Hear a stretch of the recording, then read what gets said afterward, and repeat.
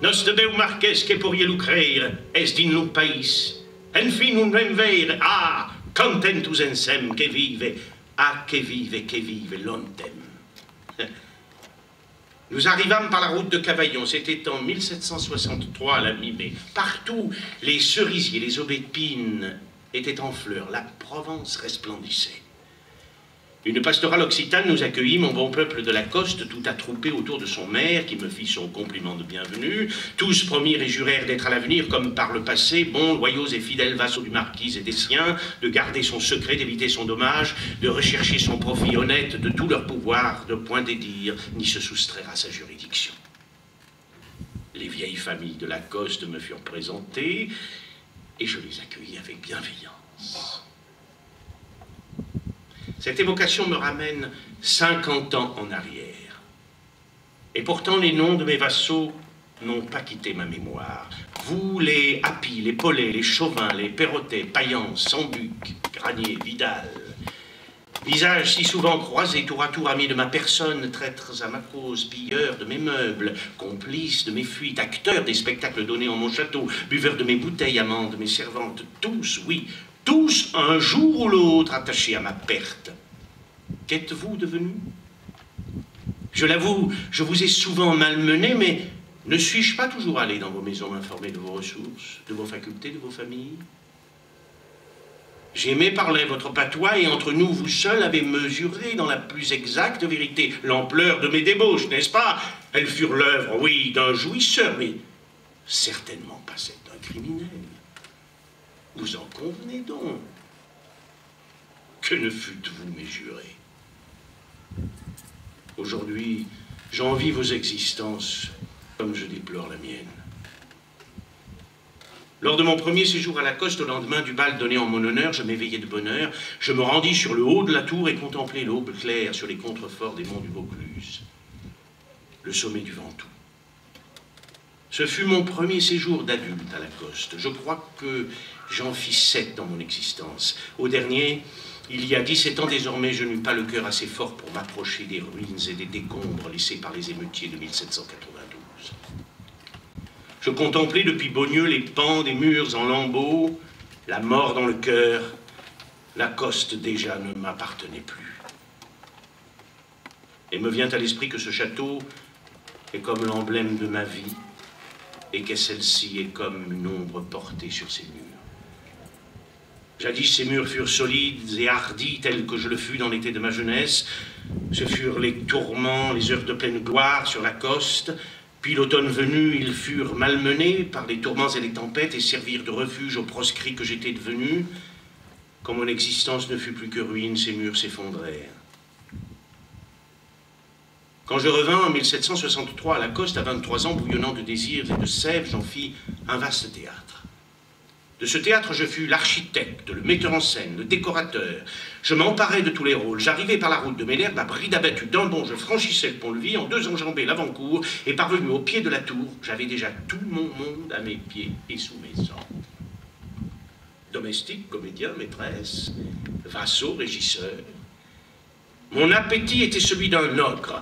Il me fallait des nourritures abondantes, des femmes à longueur de journée, des monceaux d'argent. Je tourbillonnais entre comédie pour l'esprit, mise en scène pour les corps. Rien ne devait me résister. Aucune loi entravait mes élans ni réfrénait mes ardeurs. Mon père ayant assez chichement meublé cette demeure qu'il me léguait, je tendis les murs de tissu, commandai des fournitures plus modernes que les vieilleries laissées par la famille. Je mis dans ce château de Caen meublé 6 et fis crouler sous les ouvrages les plus variés les rayons de mes bibliothèques.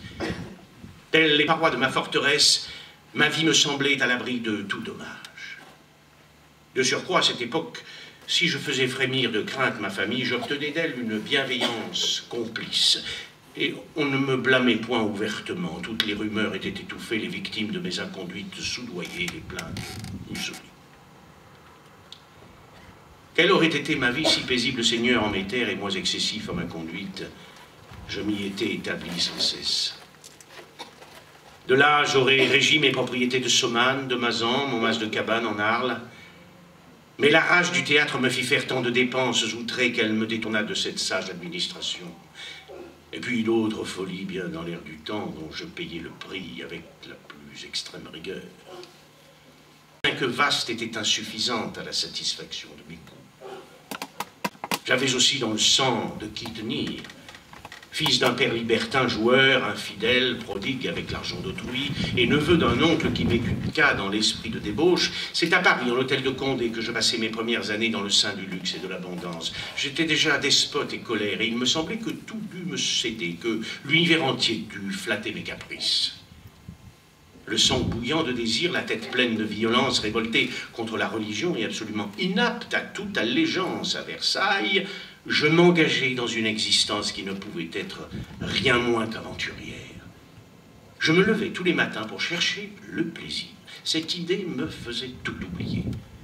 Je pensais être heureux dès que je croyais avoir trouvé, mais ce prétendu bonheur s'évanouissait aussitôt mes désirs assouvis et je ne concevais que des regrets.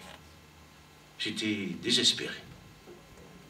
Je voyais que j'avais tort, mais je ne m'en apercevais que le soir et le lendemain, mes désirs renaissaient, me faisaient revoler au plaisir. Plus je réfléchissais à ma conduite, plus elle me paraissait bien singulière.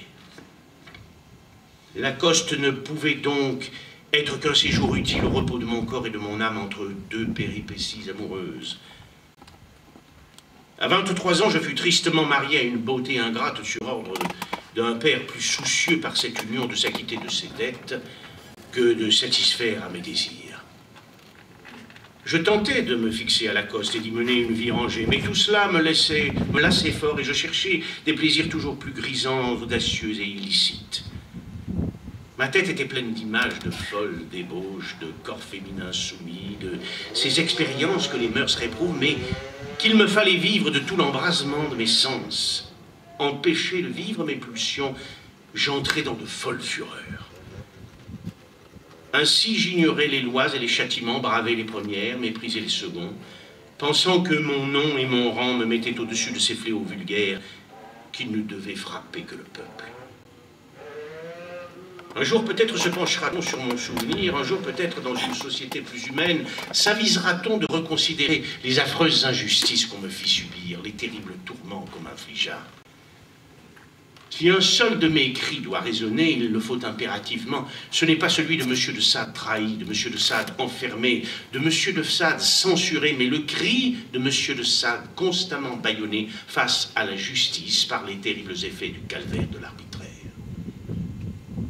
Quelle justice me fut appliquée? Celle, je veux une fois encore le hurler, la plus abjecte, la plus inhumaine, la terrible loi de la lettre de cachet. C'est-à-dire l'affreuse conjonction de la vengeance de ceux qui se trouvent bien à vous faire enfermer afin de se saisir de votre fortune et vous ruiner complètement. Et le caprice de ceux qui, dans leur palais, signent cette lettre pour vous murer vivant le temps de leur humeur. Un mois, un an, une vie. La lettre de cachet désigne le coupable, mentionne sa faute, indique le lieu de détention, mais omet ce qu'elle considère certainement comme un détail, le temps de l'enfermement. La détention, pour admissible qu'elle soit, ne peut se supporter que dans l'espoir d'une libération qui se devine à l'horizon dans notre compte à rebours, qui nourrit les forces du détenu. Le pire des supplices, c'est l'abolition de ce temps d'espérance. C'est de toute évidence priver un homme de l'air qu'il respire. Rien n'est pire que de ne pouvoir se défendre, et jamais je n'eus la liberté de le faire. Que d'excès dans les griefs qu'on me fit, que de faux témoignages dans les lignes des rapports de police, que d'outrance dans les réquisitoires, en un mot, que d'injustice.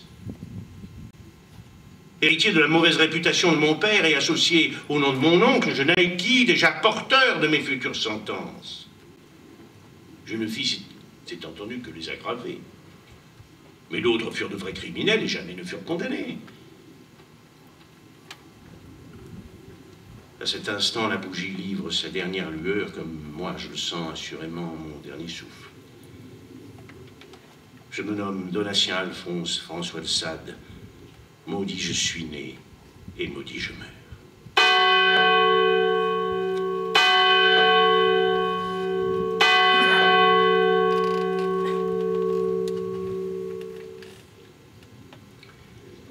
Ce 24 novembre 1814. Oui, je fus un libertin, je l'avoue. J'ai conçu tout ce qu'on peut concevoir dans ce genre-là, mais je n'ai sûrement pas fait tout ce que j'ai conçu. J'ai été un libertin, mais jamais un criminel ni un meurtrier. Je suis l'auteur de mes romans et non pas l'auteur des crimes qui y sont décrits. Cette confusion fit mon malheur et je devins pour toute une société l'illustration de ce qu'elle réprouvait. On m'a privé du droit à l'imaginaire, qui est le privilège des œuvres de l'esprit. Mes théories romanesques furent lues comme des prescriptions politiques. De là vint tout le mal. Blasphème, sacrilège, atrocité, inceste, torture, profanation, pornographie outrée. Je n'ai jamais fait mystère auprès du lecteur que mes récits étaient les plus impurs qui aient jamais été faits depuis que le monde existe. Cette sorte de livre ne se rencontrant ni chez les anciens ni chez les modernes. Nul n'est fondé à soutenir le contraire, mais je me flatte que mon œuvre écrite, dont l'horreur de l'enfermement, soit un jour lue comme l'ouvrage le plus libre qui fut jamais. Entre mes quatre murs, j'eus lu la plus grande des libertés, celle de tout dire. Me défendre. Jamais ce droit ne me fut accordé. Et je meurs dans la révolte la plus terrible de ce silence imposé. Avant le passage dans cet autre monde où j'ai déjà un pied, j'abandonne ces lignes misérables, plaidoyer à un lecteur inconnu. Je n'ai pas de doute qu'à peine l'encre en sera sèche, cette feuille sera détruite. À moins que cachée dans une lézarde de ce mur, elle soit découverte et passe de main en main, mais par des mystères comme ceux des bouteilles qui s'échouent sur les rivages, ne soit un jour lue. Ce 25 novembre 1814 à Charenton, 13 avril 1768, le comte de Sade, fils du marquis de ce nom, vient d'être conduit au château de Saumur.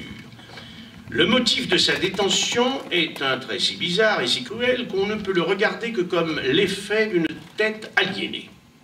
Le jour de Pâques, il amena à une maison de campagne une pauvre femme sous prétexte de l'attacher à son service. Et quand elle y fut, il la contraignit par violence atroce à se laisser faire des incisions dans les chairs des fesses pour y appliquer un remède de nouvelle invention qui, suivant lui, devait la guérir en peu d'heures. Cette malheureuse créature, forcée de subir la loi du plus fort, après l'opération faite, a trouvé moyen de s'évader et de porter plainte devant le juge pour en arrêter les suites. La famille a obtenu un ordre du roi pour le faire enfermer et de s'assurer qu'il le soit toujours, et on a donné une somme à la partie outragée. La seule vérité dans ces lignes, dans les lignes de cette infâme gazette, est que cette femme s'appelait Rose Keller et qu'elle était veuve et misérable. Mais jamais je ne lui fis des incisions dans le gras des chairs. Le chirurgien l'a confirmé. Certes, je la fouettai avec une verge, m'a fustigé avec un martinet, et elle se débattit.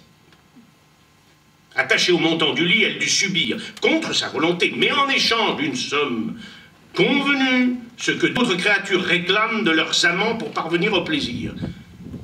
Et si mon action est blâmée et punie par la morale, ailleurs elle est espérée et récompensée par la jouissance. Que comprendre, qu'on me le dise. Hein. Cette Rose Keller, j'eus le tort de la forcer à se confesser, et pauvre femme, elle crut sa dernière heure venue. Je blasphémais bien un peu, commis quelques sacrilèges. Elle s'enfuit, et voilà tout. Mais de son verset, il n'y eut point. Tout Paris et la province se scandalisèrent. Pourtant, en ce temps-là, ce n'était qu'une débauche bien courante, bien admise par la société la mieux accréditée. Je fus dénoncé de toutes parts. Cette affaire me fit grand tort et une très fâcheuse réputation. Le roi voulut qu'on m'enfermât quelques mois à Pierre-Encise, puis m'assigna à résidence à Lacoste, où je fus tout un hiver. Mon château, qui naguère avait accueilli le jeune homme qui ambitionnait de dévorer l'univers, abritait désormais un réprouvé, bientôt un fugitif.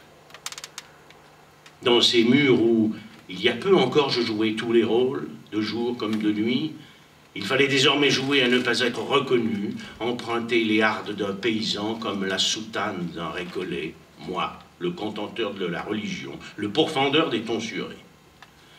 J'étais fait pour être comédien, non pas aventurier.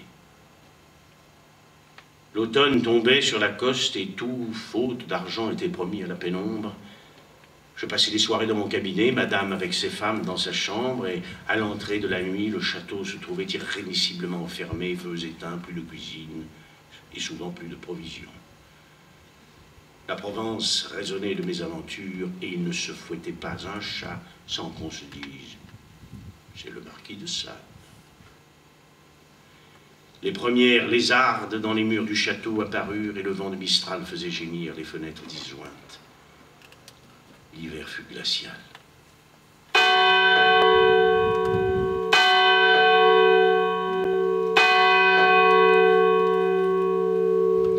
Ce 26 novembre 1814 à Charenton. Les sanctions qui devaient me servir de leçon ne firent que provoquer ma révolte. Jamais je ne fus un courtisan. L'obséquiosité me fit toujours horreur et je la payais cher. Désormais, l'ignoble Sartine, chef de la police du roi, jamais ne cessa de me traquer. Sartine, dont on découvrit qu'il était issu du côté gauche du révérend père Torquemada et d'une juive séduite par le susdit dans les prisons de l'Inquisition de Madrid. Sartine, dont on sait depuis toujours qu'il éleva sa fortune en sacrifiant des hommes comme des cannibales. Sartine, ce fourbe le plus insignement coquin que jamais ait éclairé le ciel. Sartine s'acharna sur moi.